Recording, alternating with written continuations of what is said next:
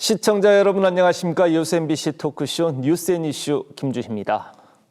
제22대 총선 당선자에게 듣는다. 우리 지역 선거구의 당선인들을 모시고 당선 서원과 함께 의정 활동 계획과 각오를 듣고 있습니다.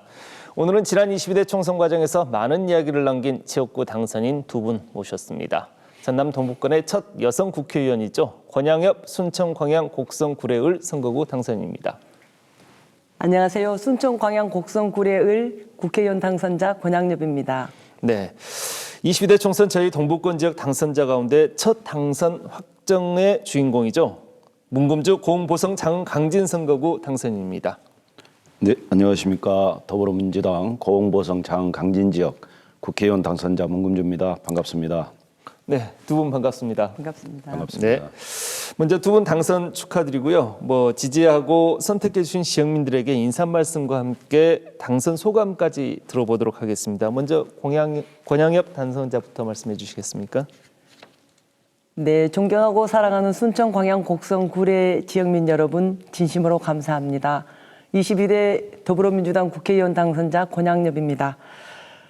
우리 지역의 새로운 큰 변화를 위해서 민주당과 저 권양엽을 믿고 지지해 주신 여러분과 함께 겸손하게 소통하면서 일 잘하는 국회의원, 신뢰받는 국회의원이 되기 위해서 힘쓰겠습니다. 정치 바꾸고 국민 지키고 지역 발전을 위해서 혼신을 다하겠습니다. 다시 한 번 더 저를 믿고 지지해 주신 우리 지역민들께 진심으로 감사드립니다.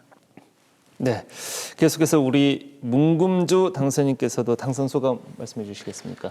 네, 우리 존경하고 사랑하는 고흥보성 장강진 지역 주민들께서 저에게 22대 총선 첫 당선자라는 영광까지 이렇게 안겨주신 지역민들께 너무너무 감사해서 뭐라 말씀드릴 수 없습니다만 하여튼 너무너무 감사드리고 이런 압도적인 지지를 보내주신 지역민들에게 보답하는 길은 열심히 일을 해야 되겠다. 또 성과로서 보답을 해야 되겠다는 각오를 다지고 있습니다. 아울러서 초심을 잃지 않고 지역민과 늘 함께하면서 소통을 잘하는 그런 정치인이 되고 싶습니다. 네.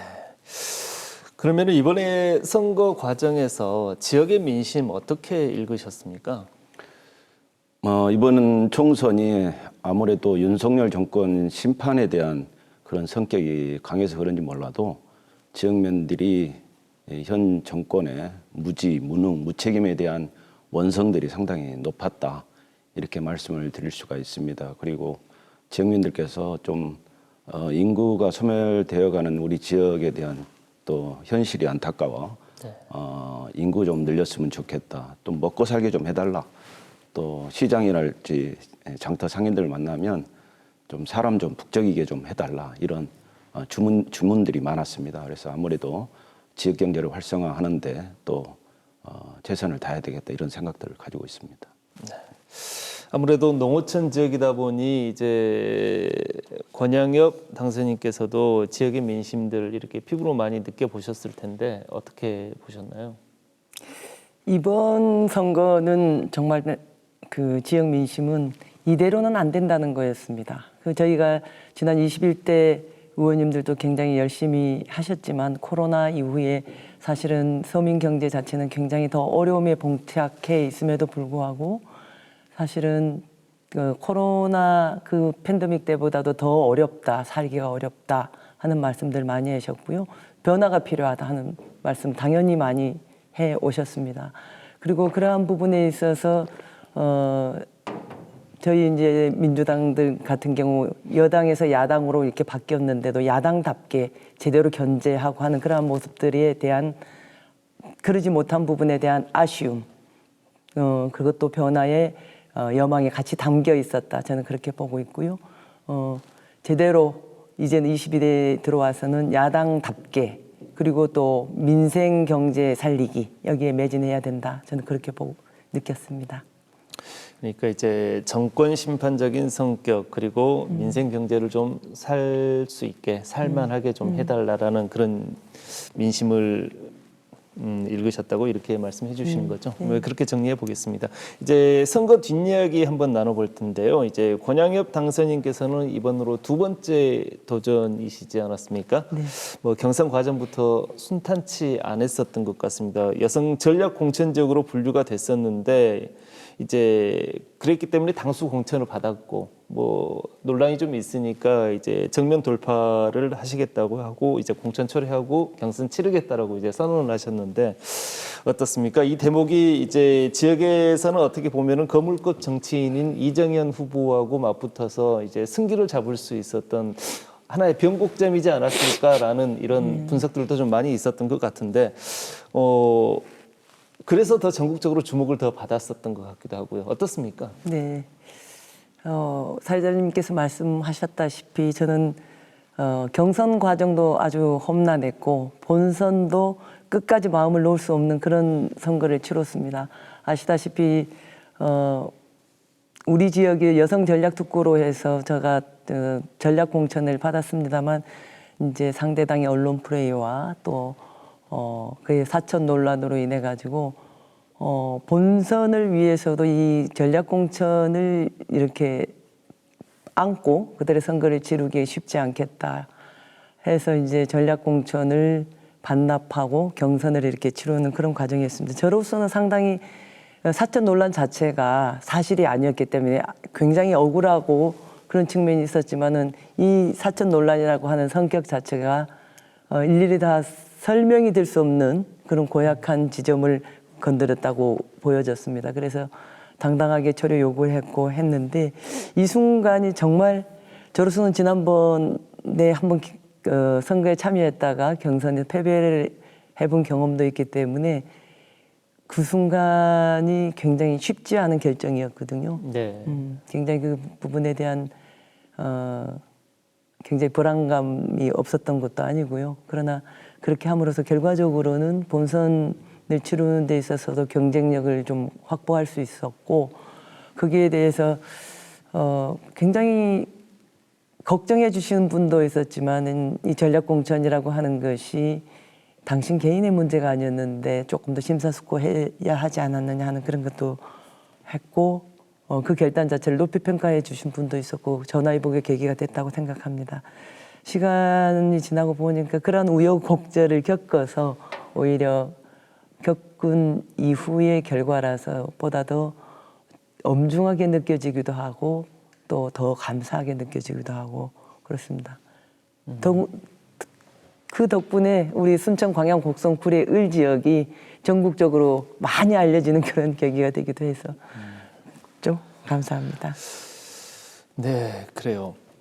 그러면은 이제 경선을 이제 이렇게 치르겠다라고 결심을 하게 된 계기가 있을 것 같아요. 보니까 그 딱 중요한 포인트가 있을 것 같은데 어떤 계기가 있었나요? 그거 자체가 워낙 그 상대당에서 사천 논란을 그 이슈화시키고 확대시킨 것 자체가 본선 후보 때문에 그런 것이거든요. 아시다시피 네.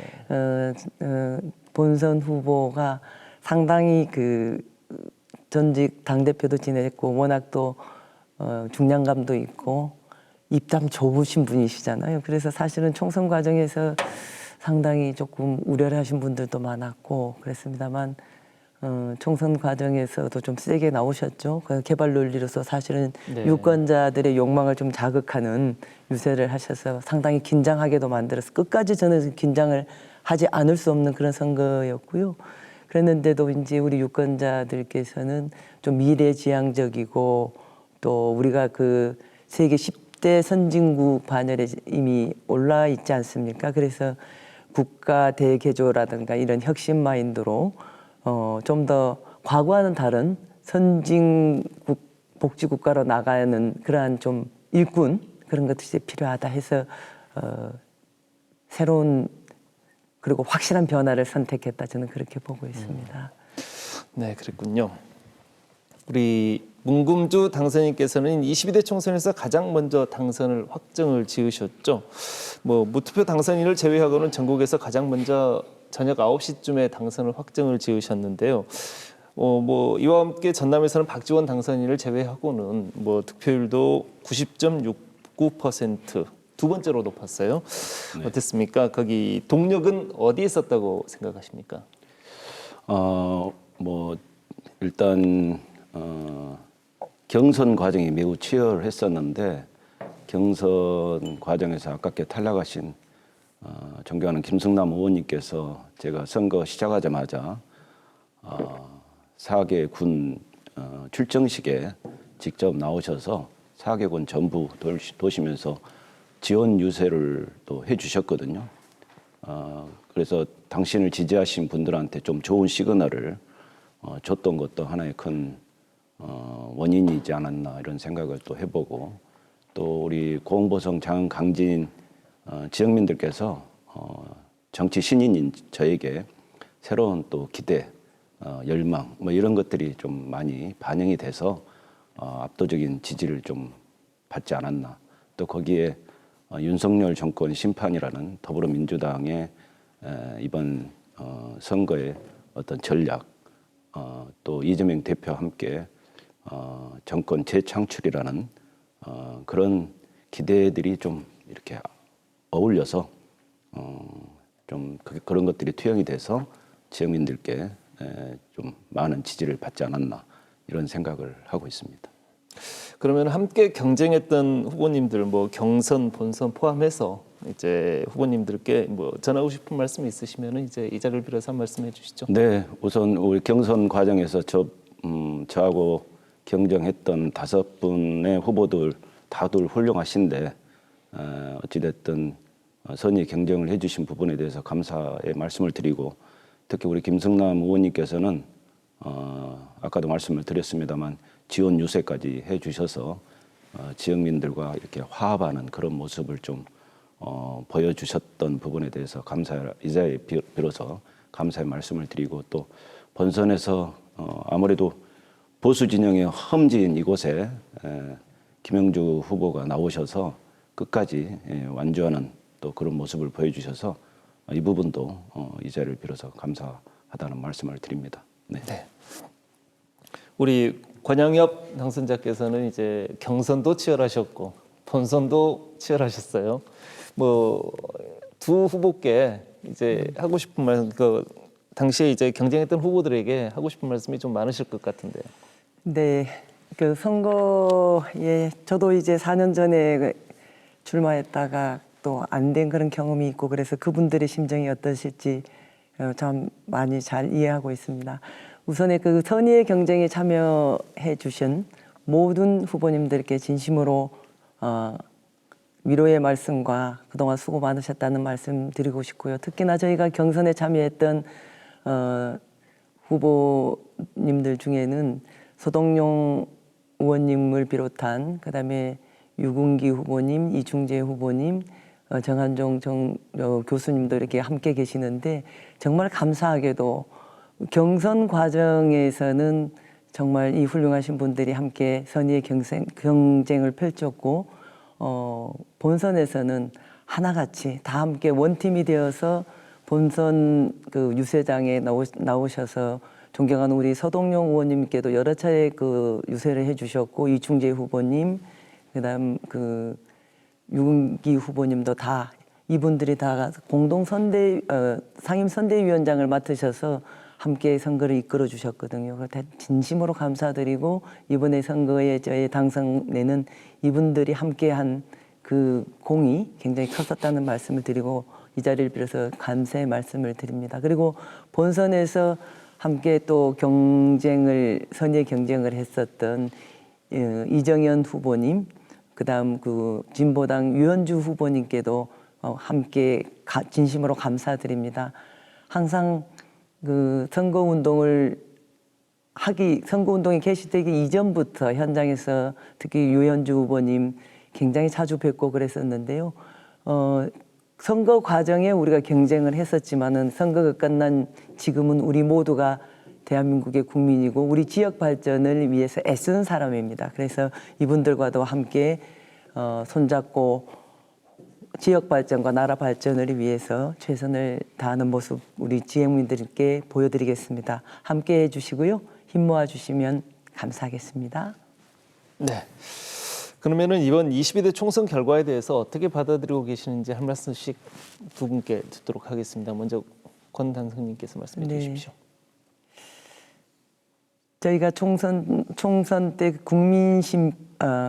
정권 심판 국민 승리를 갖다 슬로건으로 내걸었습니다만 다시 한 번 더 결과를 두고 봤을 때 정치는 정치인이 하는 것 같지만 사실은 국민이 한다는 것을 다시 한번 실감하는 그런 선거였고요. 민심이 참으로 무섭다 하는 것을 다시금 느꼈습니다. 이번 선거는 민주주의 위기, 서민 경제 파탄, 그다음에 외교 참사라든가 이러한 잘못된 국정을 바로 잡아서 대한민국이 제대로 된 그러한 국가로 갈 수 있도록 해달라는 게 민심의 그 목소리였고요.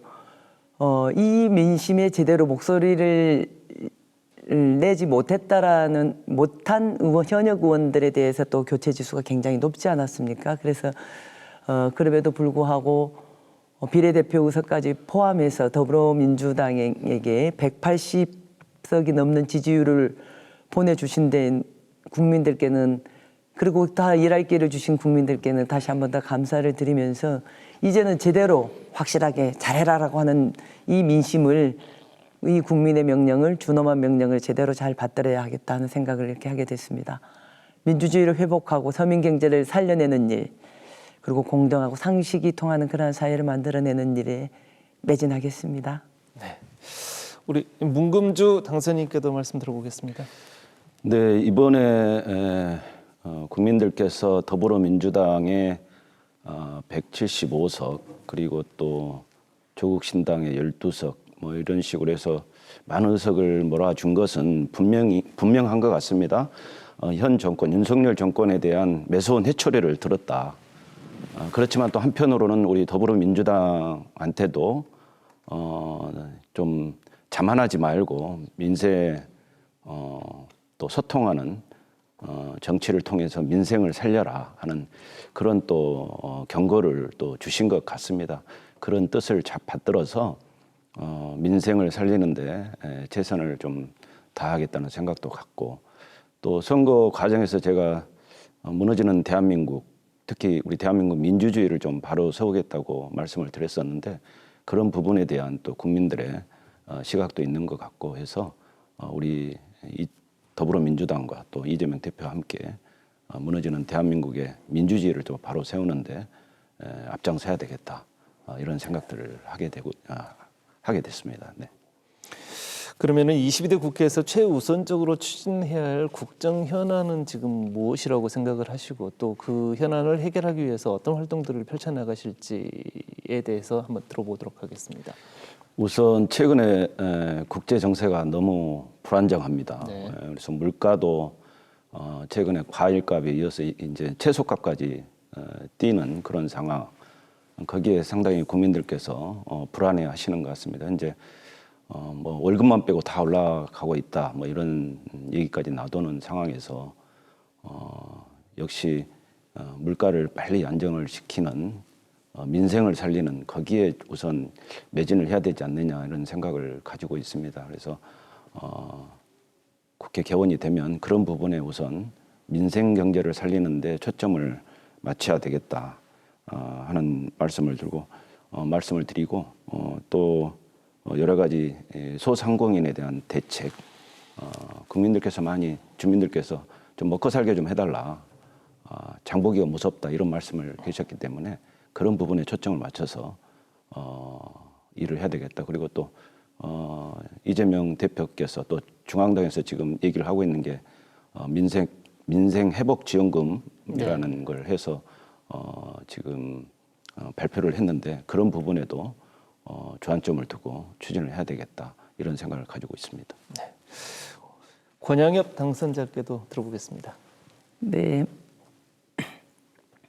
민생 회복 너무나 시급하고 더 중요한 그 과제라고 저도 생각합니다. 그러나 민생을 바로 세우기 위해서는 국정 기조가 바뀌어야 된다. 저는 국정 기조가 바뀌지 않는 한 민생 회복을 위한 우리의 노력도 사실은 지난할 것이다라는 생각이 들어서요.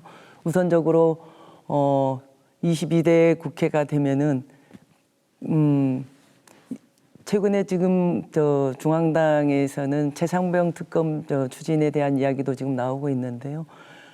최상병 사건 특검법 추진이라든가 양평고속도로, 그다음에 그 김건희 여사님 특검법 그런 문제들이 있습니다. 국정 실정에 대한 부분들을 명확하게 인식하고 제대로 이렇게 바로 잡고 국정 기조에 대한 변화를 할 수 있도록 그 부분을 우선적으로 좀 추진해야 된다고 보고요. 아울러서 서민 경제 살리고 소상공인들 살리는 문제, 그다음에 그 월급 생활자들의 근로소득세 인상, 너무나 그것도 큰 부담이 되고 있지 않습니까? 그러한 부분들을 함께 병행해서 추진해서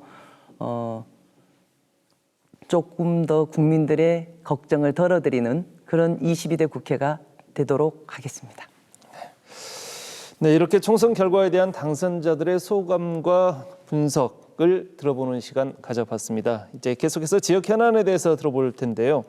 고흥, 보성, 장흥, 강진, 그리고 순천, 광양, 곡성, 구례 이 두 선거구는 공통점이 좀 많은 것 같습니다.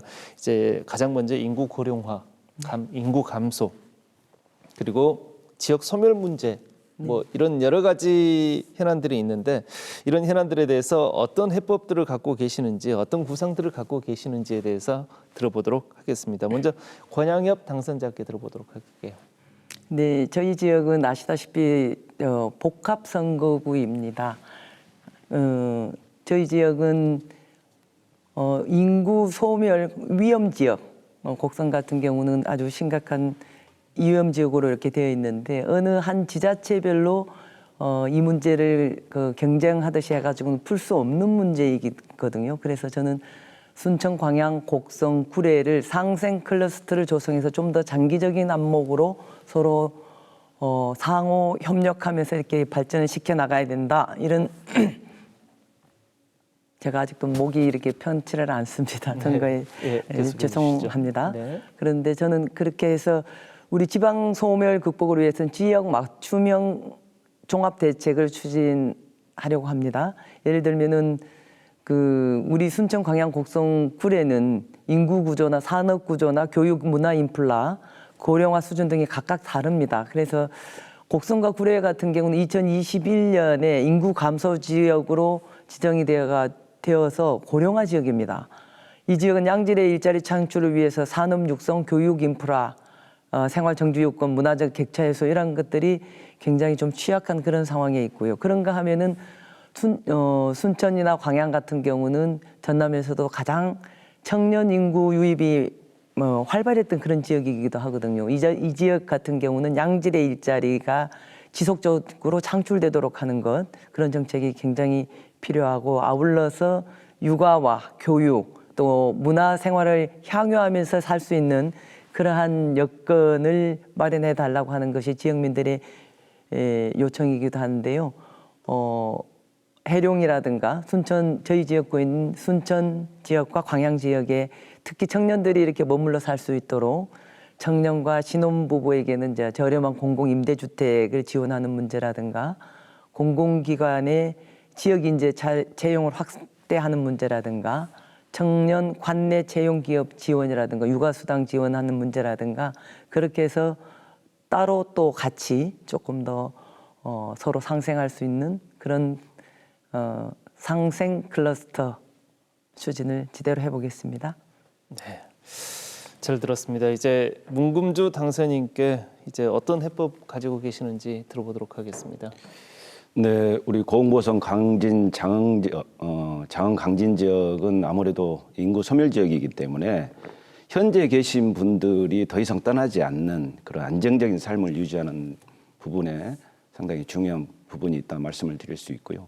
또 하나는 이제 미래 먹거리 산업을 어떻게 유치하고 발굴을 해내느냐 이런 측면에서 보면 우리 우선 고흥의 우주 항공 산업 이 부분을 좀 확실하게 키워야 되겠다. 근데 아시다시피 고흥 지역도 지금 정주 여건이랄지 여러 가지 인프라가 많이 부족하다 이런 판단이 돼서 그런 부분에 고속도로 건설이랄지 철도 건설 이런 또 기업 유치하는 부분에 좀 주안점을 두고 일을 할 거고요. 또 특히 항공우주연구원 같은 연구기관을 또 유치를 해서 제대로 우주 항공 산업이 발전할 수 있도록 하는 그런 인프라를 구축하는 데도 노력을 하겠습니다. 그리고 고흥보성 자원강지는 또 남해안을 끼고 있는 공통점이 있기 때문에 남해안 관광 벨트를 어떻게 좀 잘 개발을 해서 관광 산업으로 먹고 살 수 있는 생활 인구들이 늘어나는 그런 형태의 지역을 좀 만들어야 되겠다. 또 그러기 위해서는 남해안 종합개발청을 빨리 신설해서 유치해서 좀 종합적으로 체계적으로 남해안 관광 벨트를 개발해서 유럽의 주중해와 같은 우리 남해안을 만들어야 되겠다 이런 생각을 갖고 있고요. 우리 지역의 안정적인 지역민의 안정적인 삶을 위해서 고흥보성 자원강지를 농업경제자유 특구 지정을 통해서 기존에 있는 농업을 잘 유지하는 것도 중요하고 이를 통한 부가가치를 창출할 수 있는 기업들을 유치를 하는 그런 방향으로 해서 우리 지역의 미래 먹거리를 좀 만들어야 되겠다 이런 생각을 가지고 있습니다.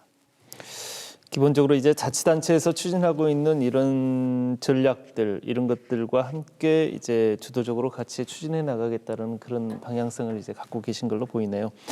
뭐 지역의 특성상 이제 농업은 가장 큰 현안이기도 하죠. 이제 농업 문제에 관련해서는 어떤 이제 계획들을 가지고 계신지 궁금할 텐데 이제 문금주 당선인께 들어보도록 하겠습니다. 먼저. 네, 아시다시피 우리 전라남도는 제1의 농도이자 수산업의 1번지 아니겠습니까? 그래서 아까도 말씀을 드렸습니다만 우리 농어민들의 어떤 안정적인 소득 보장을 통해서 삶의 질을 높이는 그런 방향 또 그리고 지속 가능한 영농 환경을 조성하는 그런 부분에 제가 초점을 맞춰서 개발해야 되겠다라는 생각을 가지고 있습니다. 그래서 제가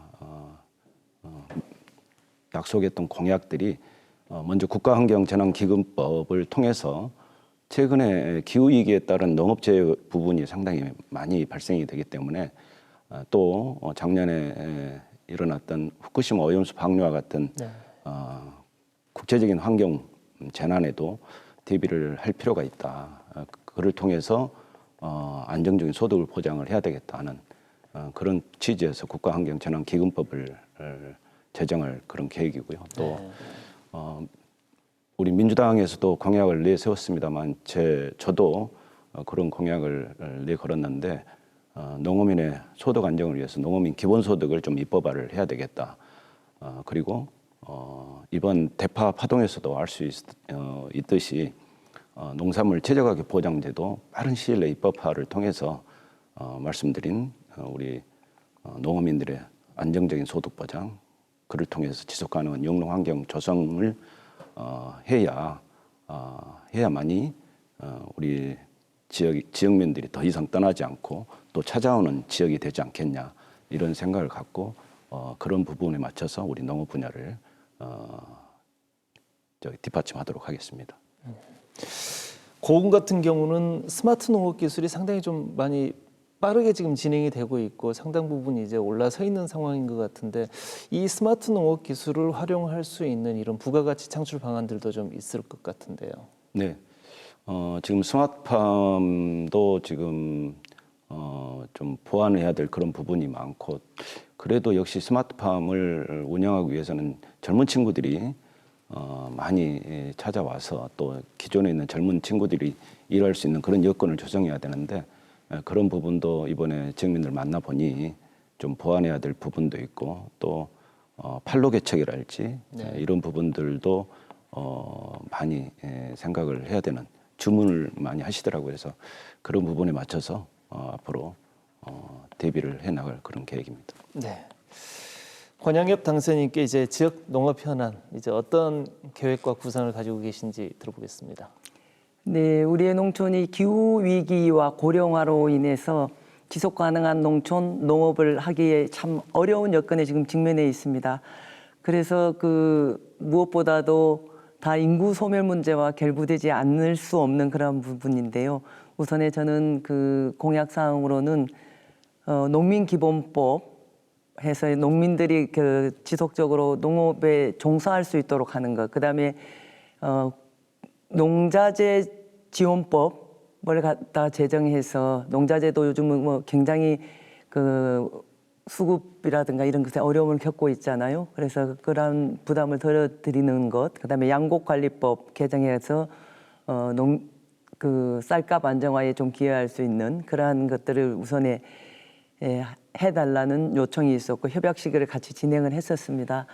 사실 이러한 부분뿐만이 아니라 곡성이라든가 구례에 여기가 그 농업을 갖다가 주업으로 하고 있지만 사실은 고령화로 인해서 일손 부족 현상도 있고 그러한 문제들이 있습니다. 그래서 곡성 토란 같은 경우 전국에서 70%가 유통되고 있는데 이 부분들이 좀 더 대중화될 수 있도록 농공단지 조성이라든가 그런 것들이 진척이 지금 조금은 있습니다. 곡성은. 그래서 그러한 것들을 더 활성화시키고 최근에 얼마 전에 그 지역 활력 사업, 공모 사업에 또 곡성과 구례가 다 우리가 대상지가 되고 있어서 함께 힘을 싣고 있는데 그러한 것들이 잘 되도록 뒷받침하는 문제도 있습니다. 또 구례 같은 경우도 산수유 축제가 굉장히 유명하잖아요. 근데 네. 산수유 열매 자체가 전국 유통량의 70% 이상이 구례에서 나는데 이게 표준화라든가 품질 개량이라든가 이러한 것들이 좀 체계적으로 잘 되고 있지 못한 측면이 있어서 산수유 연구소를 해서 제대로 원산지 증명이라든가 품종 개량이라든가 그다음에 제품의 표준화 이런 것들을 위해서 함께 뒷받침할 그런 생각을 가지고 있습니다. 우리 지역은 사실은 광양이나 구례군 같은 경우 장성군이나 완도군이나 진도군이나 이런 데에 비해서 농업인 수나 농업인 비율 자체가 더 높은데도 불구하고 사실은 국립농산물 품질 평가원이 분소로 운영되고 있습니다. 그러다 보니까 농민들이 굉장한 어려움을 좀 겪고 있거든요.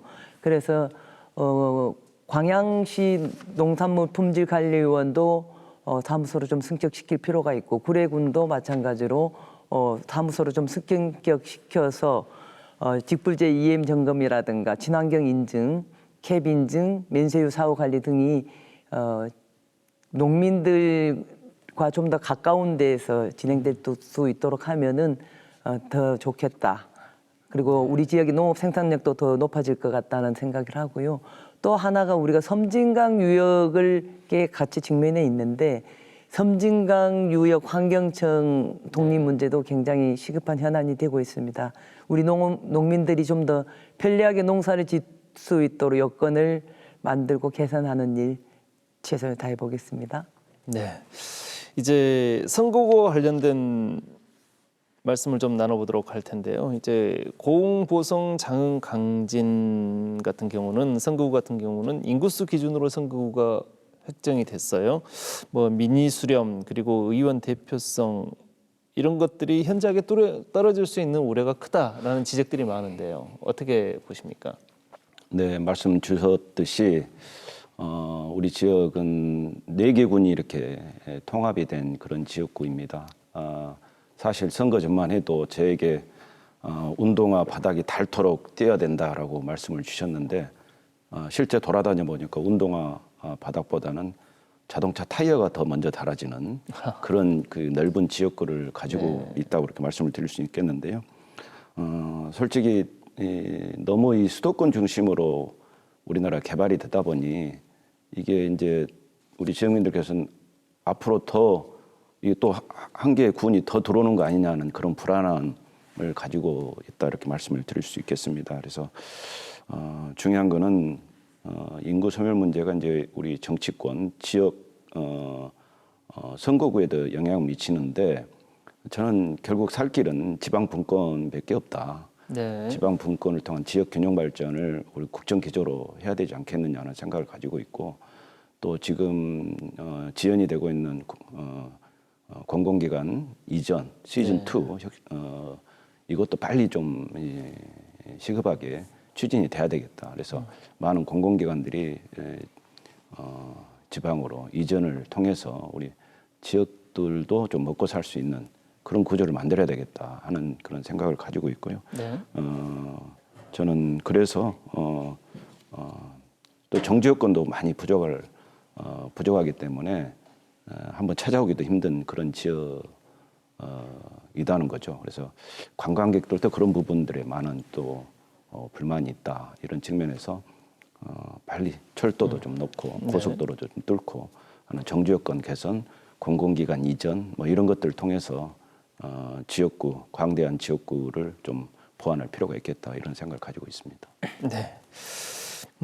순천 같은 경우는 굳이 뭐 말할 필요도 없을 정도로 순천시 선거구 획정 문제, 뭐 저번 21대 때부터 계속해서 제기됐던 문제고 21대 결국 해결이 안 됐고 지금 22대로 지금 넘어올 상황인데요.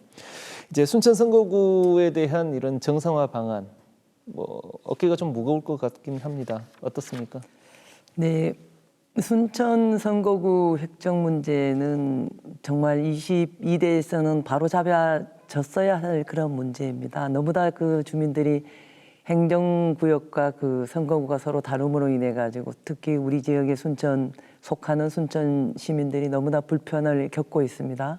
그래서 이번 총선에 사실은 투표를 하지 않겠다 하는 그 목소리도 크게 이렇게 내시기도 했는데 이 부분은 정상화시켜야 된다고 봅니다. 왜냐하면은 지금 현재 여수시에 비해서 순천시가 인구수가 더 많습니다. 그런데 21대에 비해서 22대에도 여전히 국회의원 선거구는 하나로 되어 있고 그 문제는 정상화시켜야 되는 게 아닌가 싶습니다. 그게 가장 큰 문제는 지금 저희가 속하고 있는 을구에 속하고 있는 그 해룡면 지역이 인구 밀도가 굉장히 높습니다. 거기는 지금 저희가 선거구에서 곡성이나 구례는 인구 소멸 위험 지역으로 이렇게 지정이 되어 있지만 해룡면 같은 경우는 실제로 과밀학급 해소 문제라든가 학교 부족 문제 뭐 이런 것이 현안이거든요. 그러니까 현격한 차이가 있는 그러한 상황입니다.